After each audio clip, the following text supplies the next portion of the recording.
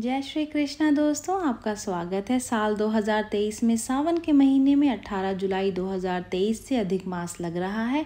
अधिक मास हर साल 3 साल में एक बार आता है। इसके अनुसार सावन मास शुक्ल पक्ष में पड़ने वाली एकादशी तिथि को अधिक मास में पद्मिनी एकादशी कहा जाता है। हर 3 साल में एक बार आने की वजह से हिंदू धर्म में इसका विशेष महत्व होता है। साल में पड़ने वाली 24 एकादशियों में से यह अधिक मास में पड़ने वाली विशेष पद्मिनी एकादशी भगवान विष्णु को समर्पित होती है। ज्योतिष शास्त्रों के अनुसार पद्मिनी एकादशी भगवान विष्णु को बहुत प्रिय होती है, इसलिए एकादशी पर सभी भक्तों को पूरी श्रद्धा और आस्था के साथ में व्रत करना चाहिए।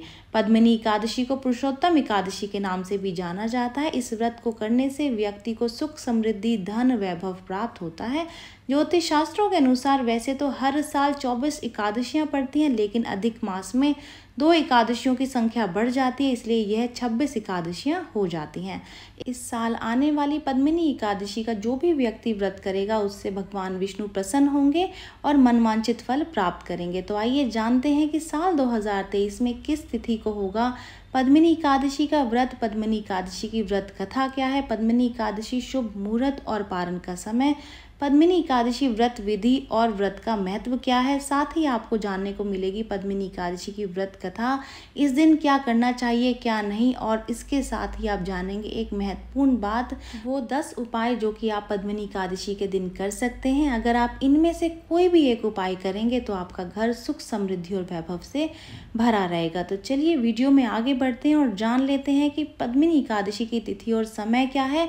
पद्मिनी एकादशी दिन शनिवार 29 जुलाई 2023 को है। पद्मिनी एकादशी की तिथि की जो शुरुआत है वो शुक्रवार 28 जुलाई 2023 को दोपहर 2:51 पर शुरू होगी और 29 जुलाई को दोपहर 1:05 पर समाप्त होगी।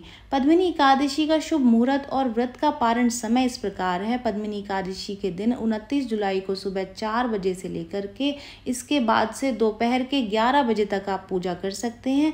इस व्रत का 30 जुलाई 2023 को 5:40 व 58 सेकंड से लेकर के 8:23 व 30 सेकंड तक व्रत के पारण का समय रहेगा। ये कुल समय अवधि 2 घंटे 42 मिनट की रहेगी। इस दौरान आपको अपना व्रत खोल लेना चाहिए। पद्मिनी एकादशी की पूजा विधि जान लेते हैं। पद्मिनी एकादशी पूजा के लिए आपको सुबह सुबह जल्दी उठना पड़ता है। सुबह सूर्योदय से पहले उठ करके नहा धो करके शुद्ध हो जाएं और स्वच्छ वस्त्र धारण करें। आप चाहे तो पीले या फिर सफ़ेद रंग के वस्त्र पहन सकते हैं, क्योंकि ज्योतिष के अनुसार ये रंग बहुत शुभ होता है और ये रंग जो है विष्णु जी का प्रिय रंग होता है। अब सूर्य देव को जल अर्पित करें और जल अर्पित करने के पश्चात अपने सीधे हाथ से थोड़ा सा जल ले करके संकल्प मंत्र बोल करके संकल्प अपने व्रत करने का संकल्प लें और जल को ज़मीन पर आराम से अर्पित कर दें। अब आप एक सुंदर फूलों वाली चौकी तैयार करें। अब उस चौकी पर भगवान विष्णु की प्रतिमा को रख दें। प्रतिमा के पास में कलश भी रख दें। अब आप भगवान विष्णु की पूजा शुरू करें। सबसे पहले भगवान विष्णु की मूर्ति को गंगा या फिर पंचामृत से स्नान कराएं। अब भगवान विष्णु के आगे फल और फूल अर्पित करें। शुद्ध गाय के घी की जोत जलाएं। धूप बत्ती भी जरूर से लगाएं। अब आपको प्रतिमा के सामने स्थान ग्रहण करके भगवान विष्णु के 108 मंत्रों का जाप करना है। जाप पूरा होने के पश्चात आपको विष्णु कवच या फिर विष्णु पुराण का पाठ करना है। इस व्रत में पद्मिनी एकादशी की कथा पढ़ना बहुत ही महत्वपूर्ण होता है, इसलिए विष्णु पुराण का पाठ करने के बाद में पद्मिनी एकादशी व्रत कथा जरूर से पढ़नी चाहिए। व्रत कथा पढ़े बिना व्रत पूरा नहीं किया जा सकता। ये व्रत कथा आपको इस वीडियो में भी सुनने को मिल जाएगी, तो आप ध्यान से सुन लीजिएगा। कथा के पश्चात आपको सभी लोगों में प्रसाद बांटना और ये जो प्रसाद है वो फलों को मिठाई के रूप में भगवान के आगे जो रखा गया है उसी को ही आपको बांटना चाहिए। पूरे दिन व्रत करने के पश्चात रात के समय कीर्तन रखें या फिर विष्णु भगवान का नाम लेकर के जागरण कराएं। भगवान विष्णु को दिन के प्रत्येक पहर के अनुसार चीज़ें अर्पित करें, जैसे कि प्रथम पहर में फल अर्पित करें, दूसरे पहर में नारियल, तीसरे पहर में सूखे मेवे और चौथे पहर में पान सुपारी भी आप जरूर से चढ़ाएं। अगर अगले दिन की सुबह भगवान विष्णु की आरती गाकर इसके बाद ब्राह्मणों को भोजन कराएं और व्रत पारण शुभ मुहूर्त में व्रत का पारण करें। भगवान विष्णु प्रसन्न होंगे और आपका व्रत संपूर्ण होगा। आप जान लेते हैं पद्मिनी एकादशी व्रत का महत्व। ज्योतिष शास्त्रों के अनुसार पद्मिनी एकादशी क्योंकि 3 साल में एक बार अधिक मास में आती है, इसलिए भगवान विष्णु को प्रसन्न करने का ये मौका बहुत शुभ होता है। भगवान विष्णु को ये दिन अति प्रिय होता है, इसलिए इस व्रत का महत्व भी अधिक हो जाता है। यदि कोई व्यक्ति पद्मिनी एकादशी व्रत विधि के अनुसार करता है तो उस पर भगवान विष्णु की कृपा होती है और उसे मनवांछित फल की प्राप्ति होती है। इस व्रत को करने से मनुष्य के बुरे कर्म खत्म हो जाते हैं और उसे मोक्ष की प्राप्ति होती है।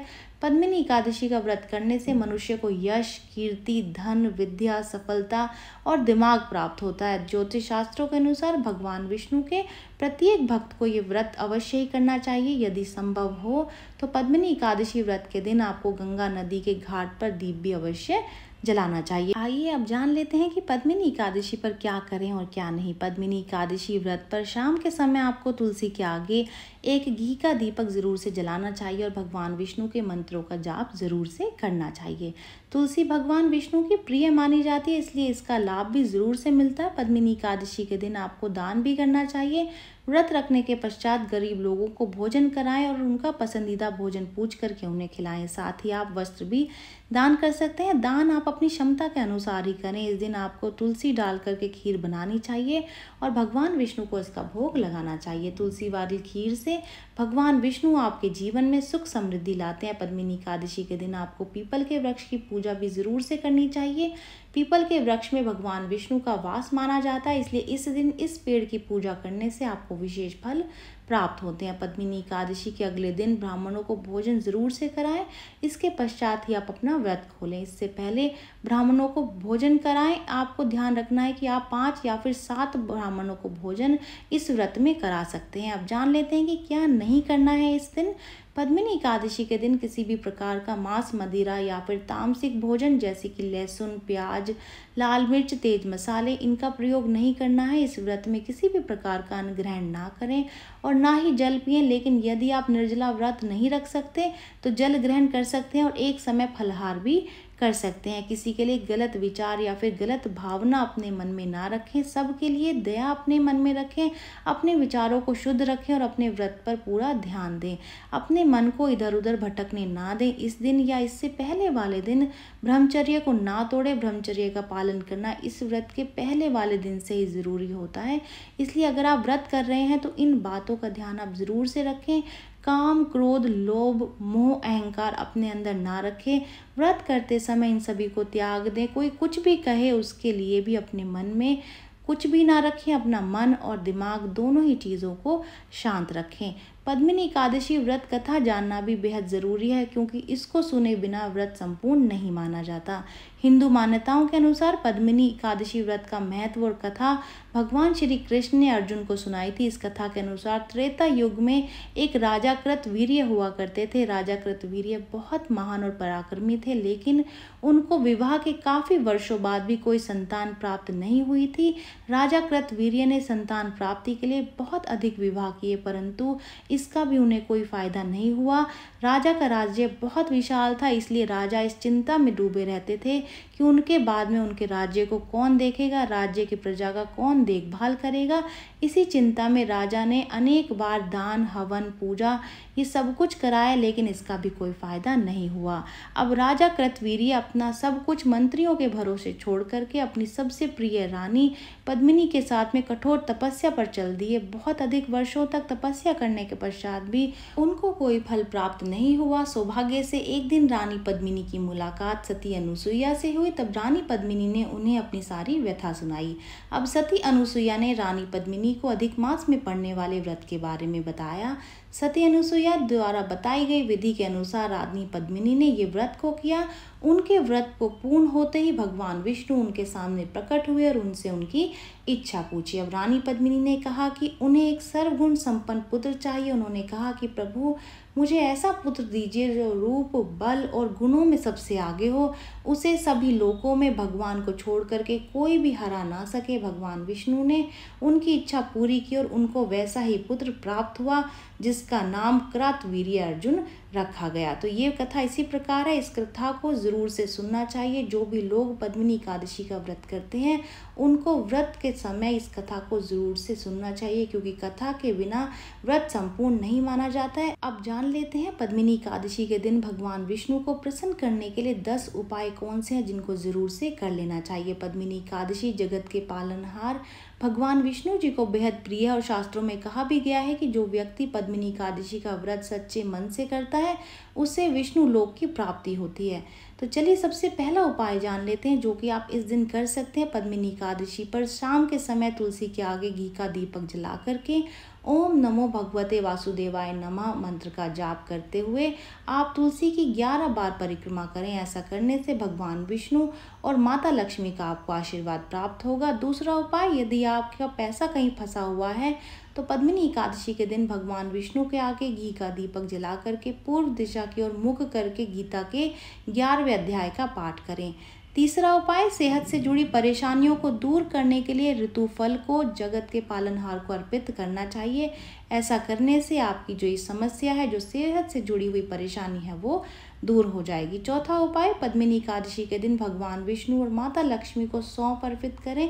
इस उपाय को करने से आपके व्यापार में तरक्की होगी।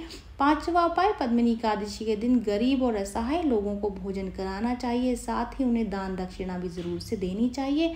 ऐसा करने से आपके जीवन में सुख समृद्धि का आगमन होगा। छठा उपाय, पद्मिनी एकादशी के दिन दूध से निर्मित खीर में तुलसी डाल करके भगवान विष्णु जी को चढ़ाएं। ये उपाय करके वैवाहिक जीवन जो है वो सुखद हो जाएगा।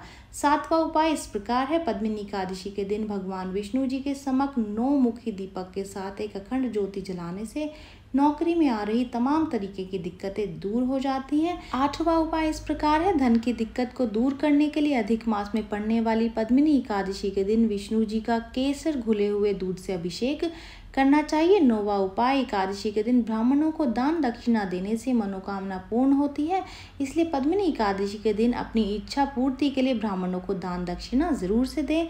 10वां और आखिरी उपाय जान लेते हैं। शास्त्रों के अनुसार पीपल के वृक्ष में विष्णु जी का वास माना गया है, इसलिए पद्मिनी एकादशी के दिन पीपल के वृक्ष की पूजा आपको अवश्य करनी चाहिए। ये जानकारी यहीं तक ही। उम्मीद है दी गई जानकारी आपके काम आएगी और आप इसका लाभ उठाएंगे।